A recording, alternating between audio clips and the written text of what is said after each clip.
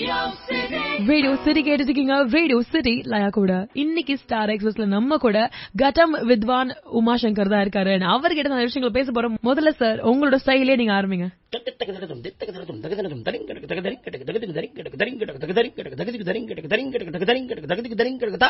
வணக்கம், நான் உமாசங்கர். சூப்பர், நன்றி சார். ஃபர்ஸ்ட் ஆஃப் ஆல் எப்படி உங்களோட ஜர்னி ஆரம்பிச்சது சொல்லுங்க சார். பெரியவாளோட அனுகிரகத்தினால நான் இது கட்டம் தான் என்னோட மெயின் வாத்தியம்.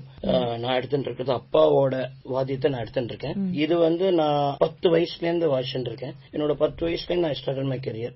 மெயினா எப்படின்னா கட்டம் எடுத்துக்கணும்ன்றத எங்க தாத்தா தான் எங்க அப்பாவுக்கு சொல்லி அப்படியே வந்ததுதான் இது வழி. சோ 15 வயசுல I started my performing and 17-18 yearsல I travel my career. So இப்படியே ஆரம்பிச்சதுதான் என்னோட ஜர்னி. Super sir. சோ கட்டம் அப்படிங்கிற இன்ஸ்ட்ருமெண்ட் ஆக்சுவலா பாத்தீங்கன்னா ஒரு பானை மாதிரி இருக்கும். இந்த ஒரு இன்ஸ்ட்ருமெண்ட் கையிலே வேற கொண்டு வந்திருக்காரு, நமக்காக நிறைய வாட்ச் வேற காமிக்க போறாரு. சொல்லுங்க சார், கட்டம் அப்படிங்கிற இன்ஸ்ட்ருமெண்ட் எவ்வளவு வருஷமா இருந்திருக்கு சார்? கட்டம் ஏன்ஷியன் இன்ஸ்ட்ருமெண்ட் சொல்லலாம். ஏன்னா ராமாயண காலத்துல இருந்து இருக்கு. இதுக்கு அப்பா அத்தென்டிகேட்டடா எல்லாம் இதெல்லாம் எடுத்து வச்சிருக்கான். சோ அந்த காலத்துல இருந்தே இருக்கு. ஏன்ஷியன் இன்ஸ்ட்ருமெண்ட் நல்லாவே சொல்லலாம். சோ அப்படி வந்ததுதான் கட்டம். கட்டம் இன்னைக்கு எல்லா இதுலயும் வாசிக்கப்படுது, எல்லா இசையிலயும் வாசிக்கப்படுது. இந்த கட்டம் எப்படி பண்றது அப்படின்னு பாத்தீங்கன்னா, அசிஷுவல் நீங்க பண்ற அது ரெகுலர் பானை எப்படி பண்றாலோ அது மாதிரிதான் பண்றது. பட் ஆனா மெயின்லி இதுக்கு மண்ணுன்னு பாத்தீங்கன்னா மானாமதுரை இது வரைக்கும் பண்ணிட்டு இருக்கிறது மானாமதுரையில இருந்து வர கடன் தான் பண்றது. மெட்ராஸ்லயும் பண்ணிட்டு இருக்கா. பட் இதோட மெயின் பாத்தீங்கன்னா மெயின் ஸ்டேஷன் மானாமதுரைன்னு சொல்லலாம். அதுல எப்படின்னா நம்ம பண்றது அசிஷுவல் பண்ற மாதிரியே கடம் பண்ற பானை பண்ற மாதிரியே பண்றது. பட் அதுல சம் கெமிக்கல்ஸ் அண்ட் மண்ணு சில இதெல்லாம் சேர்க்கறதுனால தான் இந்த டோன் உங்களுக்கு எங்க தட்டினாலும் கிடைக்கும். இதே ஒரு பானையில தட்டினா வேற வேற டோன்ஸ் தான் கிடைக்கும். இதுல பாத்தீங்கன்னா நீங்க கடம்னு பாத்தீங்கன்னா இப்போ நான் 4-5 இடத்துலயும் தட்டினதுலயும் ஒரே சவுண்ட் கிடைக்கும். சோ நீங்க எதுக்கு வாசிச்சதுல உங்களுக்கு ரொம்ப ஃபேவரட்டான சாங் அப்படின்னா எதை சொல்லுங்க சார்? இந்த சாங் நீங்க கேட்டிருப்பீங்க. அதுக்கப்புறம் நான் என்ன சாங்னு சொல்றேன், உங்களுக்கே தெரியும்.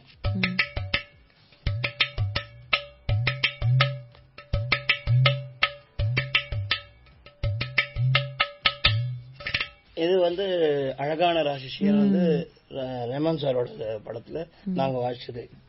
ரஹ்மான் சார் டிஸ்கஷன் முடிஞ்சோடனே ரஹ்மான் சார் போன் பண்ணி இந்த மாதிரி எனக்கு ஒரு 15 கடம் வேணும், 15 பேர் வச்சு கடம் பண்ணி ஒரு சாங் ஒண்ணு பண்ணணும். 15 பேர்னா எப்படி பண்றதுன்னு புரியல. சரி, நான் ஒரு 10 பேராவது கூட்டிட்டு வரோம் அப்படின்னு சொல்லிட்டு நீ அப்பாவோட ஸ்டூடெண்ட்ஸ் நானு அண்ணா எல்லாருமே வேண்டோம். அப்ப போயிருந்த போது இந்த மாதிரி சாங் போட்டு காமிச்சார். இதுதான் சாங், எனக்கு பிரம்மாண்டமா வேணும், அந்த 10 கடமும் ஒரே ஸ்ருதி ஒரு டிஃபரெண்டா வேணும், இதுக்கு நீங்க என்ன குரூ வேணுமா வாசிங்க ஃபர்ஸ்ட் அப்படின்னு ஒரு ஓபனா விட்டுட்டேன். சோ வி ஸ்டார்டட் பிளேயிங் ஒரு குரூஸா கொடுத்துட்டு வந்தோம். ஒரு குரூவா கொடுத்துட்டு வந்து அந்த மாதிரி பண்ணி ஒரு ஃப்ரேஸ் ஒரு குரூ டிஃபரெண்ட் குரூ கொடுத்துட்டு வந்தோம். அதுக்கப்புறம் அவர் இந்த ஸ்டைல்ல இருந்தா நல்லா இருக்கும், அந்த ஸ்டைல்ல நல்லா இருக்கும் அப்படின்னு 2-3 கேட்டு வாங்கிட்டார். Song was finish.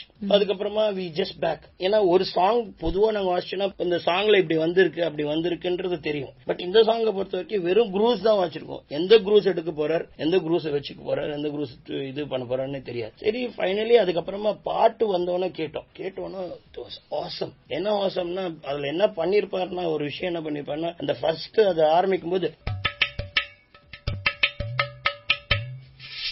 அப்படின்னு ஒரு சவுண்ட் ஒண்ணு வரும். ஆக்சுவலி பாத்தீங்கன்னா அந்த சில சொற்கள் வாசிச்சதை ரிவர்ஸ் பண்ணிருக்கேன். அது கேட்டுட்டு அதுக்கப்புறமா அது கேட்டேன்னா இல்ல அது கடம் தான் ரிவர்ஸ் பண்ணிருக்கேன் அப்படின்னு சொன்ன அப்புறமா தான் எங்களுக்கே தெரியும் அது கடத்துல இவ்வளவு பண்ண முடியும். சோ நீங்க இளையராஜாவோட வொர்க் பண்ணிருக்கீங்க சார், அத பத்தி சில வார்த்தைகள். ஞானினா அவர்தான், அதுல நோ வேர்ட், அதுல ஒரு இதுமே, அதாவது அவரை பத்தி பேசுறதுக்கே நமக்குலாம் அருகதே கிடையாது. பட் ஜஸ்ட் ஷேரிங், அவ்வளவுதான், அப்படிதான் சொல்லணுமே தவிர அவரோட ஒர்க் பண்ண நிறைய அவரோட ஆல்பம்ஸ் ஒர்க் பண்ணிருக்கேன், ஓன் ஆல்பம்ஸ் எல்லாம் ஒர்க் பண்ணிருக்கேன். மெயினா படம் வாசிச்சது பார்த்தா இவன் ஒரு படம், பார்த்திபன் சாரோட படம். அது சுதா ரகுநாதன் பாடினது, கிளாசிக்கல் சாங். சாரோட ஒரு 6 minutes சாங். அது ஃபர்ஸ்ட் நாங்க போயாச்சு, உட்கார்ந்து இருக்கோம். ராஜா சார் பிக்ஸ் பண்ணிட்டார், அதோட ஃப்ரேஸ் பிக்ஸ் பண்ணிட்டார், பாட்டு இப்படி வரும். ராஜா சார்கிட்ட என்னன்னா ஃபர்ஸ்ட் என்ன வேணுமோ கிளீனா எடுத்துரு, உங்ககிட்ட இவ்வளவு இருக்கு இவ்வளவு திறமை இருக்குன்னு கிளீனா தெரியும். அந்த மாதிரி இது பண்ணி எடுத்துருவேன். அதுல சீனா குட்டி நான் மிருதங்கம், நான் கட்டம். So it's a classical song. அதுல வந்துட்டு அண்ணா இந்த மாதிரி நான் சாங் இருக்குண்ணா எப்படின்னா பண்ணுவோம், ஆஸ் யூஷுவல் அவர் ஒரு பேட்டர்ன் வாட்சி காமிச்சார். அது நல்லா இருக்குண்ணா, அந்த பேட்டர்ன் நல்லா இருக்கு, பட் இன்னும் கொஞ்சம் டிஃபரெண்டா ட்ரை பண்ணலாமா, இந்த சாங்குக்கு இப்படி சொரம்லாம் வருது, இந்த சொரத்தை வந்து நம்ம சொரம்படியே வாசிக்கலாமா, எழுதிக்கலாமா அப்படின்னு சொல்லி அந்த சொரம்லாம் வந்து சொரப்படியே, சொரத்துக்கு வந்து நம்ம சர்வலோகம் வாசிக்கலாம், தான் கத்து கட்டா கச்சுன்னு கத்து கட்டா கச்சுன்னு அப்படியே வாசிக்கலாம். அந்த சொரம் இப்போ தட்ட டட டட டட தட்ட டட டட டடா தத்தும் ததும் ததும் ததாம் அப்படின்னு எழுதிட்டு வாசிக்கலாம். ஸோ அப்படி வாசிக்கும் போது அது கேட்கும் போது ஒரு டிஃபரெண்டா இருக்கும். அது வெறும் பிளைனா ஒரு குரூவ வாசின்னு கேட்கறதுக்கு டிஃபரன்ஸா இருக்கும். ஸோ அந்த பாட்டுல வந்து ரொம்ப அழகா பண்ணிருப்பார். எந்த இடத்துல சர்வலோகு வேணுமோ அந்த இடத்துல சர்வலோகு, எந்த இடத்துல சொரத்துல என்ன வேணுமோ அந்த மாதிரி ஒரு டிஃபரெண்ட் பண்ணி அந்த சாங் வந்து டிஃபரெண்டா இருக்கும். அது வெறும் கிளாசிக்கல் சாங் தான் பேஸ். அது வந்து அது சொரம் வரும்போது தான் அது வரும். ஜஸ்ட் அதுல நடனம் வரும்.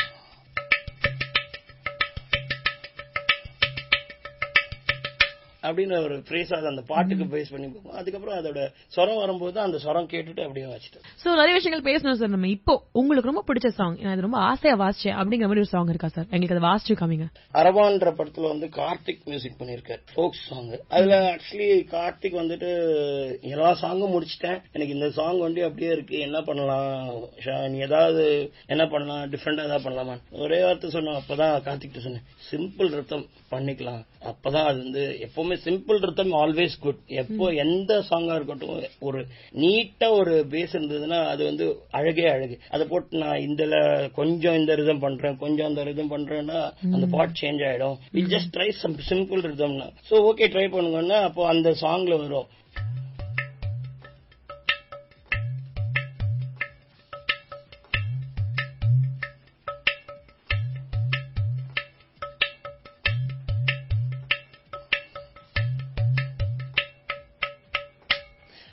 பேஸ் ஃபுல்லா ஃபோக் சாங். ஸோ அது கேட்கும் போது ரொம்ப டிஃப்ரெண்டா அந்த song so hit for Karthik. நம்மளுக்காக நிறைய வாசியார காமிச்சிருக்காரு. சோ இப்போ எங்களுக்காக சுத்தி சுத்தி வந்தீங்க, நீங்க நிறைய வாசிச்சீங்க, எங்களுக்காக அந்த பாட்டை பத்தி சில விஷயங்களும் அந்த பாட்டை பாசியும் காமிங்க சார். அது வந்து என்னோட ஃபர்ஸ்ட் சாங் ஃபார் ரஹ்மானுக்கு. ஸோ ஹி கால் மீ இந்த நைட் மிட் நைட். இப்போ நான் போயிருந்த போது he was sitting and talking with Vairamuthu சாரோட ஏதோ பெரிய அந்த சாங் பத்தி ஏதோ டிஸ்கஷன் இருந்தது. அப்போ எதுக்கு சொல்ல வரேன்னா சின்ன ஆர்டிஸ்டா இருந்தாலும் அந்த மரியாதை கொடுக்கறது அவர் சான்ஸ் இல்ல ரஹ்மான் சார். நான் போனேன் because he call me around ஒரு அதுவே நைட். நான் போனேன் ஜஸ்ட் ஒரு 10 minutes நான் வரேன் அப்படின்னா நோ ப்ராப்ளம், நான் வெயிட் பண்ணிருந்தேன். சம் டிஸ்கஷன் இருந்தது. அதுக்கப்புறமா அவர்கிட்ட சொல்லிட்டு இல்ல நான் ரெக்கார்டிங்க்கு போறேன், ஆர்டிஸ்ட் வந்துட்டார் அப்படின்னு ஒரு பெரிய ஒரு அவர்கிட்ட சொல்லிட்டு அப்புறம் he asked me to come. அப்போ போயிட்டு போட்டு காமிச்சா இந்த மாதிரி சாங் வந்து ஒன்னு பண்ணிருக்கேன், டிஃபரெண்டா கடம் சேர்க்கலான் இருக்கேன் அப்படின்னு சுத்தி சுத்தி வந்து அந்த சாங் போட்டு காமிச்சார். சரி அப்போ கூட அவர் அவரோட பேட்டர்ன் ஃபர்ஸ்ட் சாங்க போட்டு காமிச்சிட்டு நம்மளோட ஃபீல் என்ன இருக்கு, ஆர்டிஸ்டோட ஃபீல் என்ன இருக்கு அந்த சாங் அப்படின்னு போட்டு வாசிக்க சொல்லிட்டு அதுக்கப்புறமா அவருக்கு என்ன வேணுமோ அது கேட்பார், அது கேட்டு வாங்கிப்பார். அதுதான் அவரோட அழகு. அதாவது ஃபர்ஸ்ட் நம்ம ஃபர்ஸ்ட் இந்த சாங்ல இப்படி இருந்தா நல்லா இருக்குமே, இப்படி நம்ம வாசிக்கலாமா அப்படின்னு நமக்கு ஒரு அபிப்பிராயம் வரும். சில பேர் சொல்லுவா இதுதான் வேணும், எனக்கு இதுதான் வேணும், இதுதான் வேணும், அவன் ஒரு பிளான் பண்ணி. பட் அதுல வந்து ரஹ்மான் சார் வந்து கேட்பார், அதுக்கப்புறமா நம்ம வாசிப்போம், அதுக்கப்புறம் கேட்டுட்டு அந்த மாதிரி வாசிக்கணும். அப்படி வந்தது தான் படையப்பால வந்து சுத்தி சுத்தி வந்தீங்க சாங்.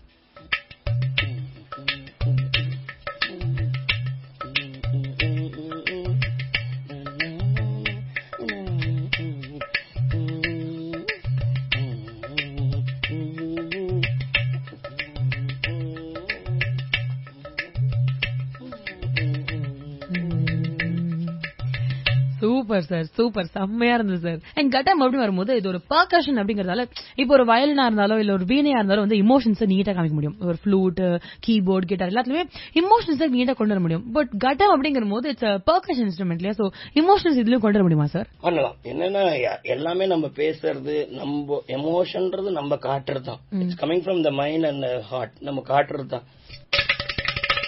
அப்படின்னு ஒரு கோவத்தோட வாசிச்சோம்னா அது ஏதோ திடீர்னு ஏதோ ஒரு திட்டுறா மாதிரி வரும். ஆசையா வாசிக்கணும். சோ அந்த எமோஷன் நம்ம ஃபீல் பண்ணோம்னா எதை வேணாலும் என்ன ரித்தமா வாசிக்கிறோமோ அதை நம்ம எப்படி ஃபீல் பண்றோமோ அது வந்து இது அப்படியே ஷோ காட்டும். அவ்வளவுதான். அந்த எமோஷன்றது நம்ம காமிக்கிறது தான். நம்ம எப்படி வாசிக்கிறோம்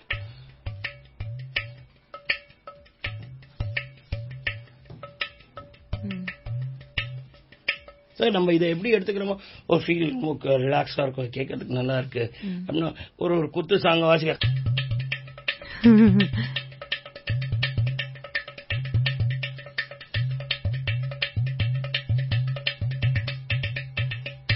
அப்படின்னா அந்த ஒரு ஃபீல், அந்த ஒரு ஆடணுண்டா அப்படின்ற மாதிரி ஒரு ஃபீல் வரும். அது நம்ம எப்படி நம்ம எடுத்துக்கிறோமோ அதுதான் அந்த இதுல எக்ஸ்பிரஷன்.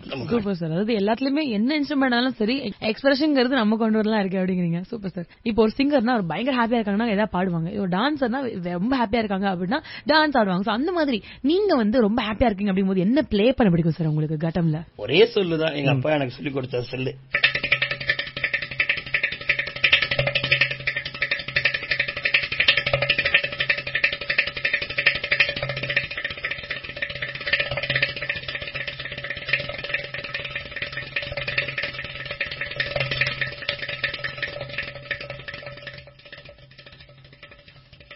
Beautiful sir, beautiful. இது கேட்கும்போது ஒரு ட்ரெயின் ஓடுற மாதிரி இருக்கு. கண்ணை மூடனா அவங்களுக்கு பிடிச்ச இடத்துக்கு போற மாதிரி ஒரு ஃபீலிங் இருக்கு சார். Thank you so much. இன்னைக்கு இன்டர்வியூ எங்களுக்காக கொடுத்து நிறைய விஷயங்கள் சொல்லிருக்கீங்க.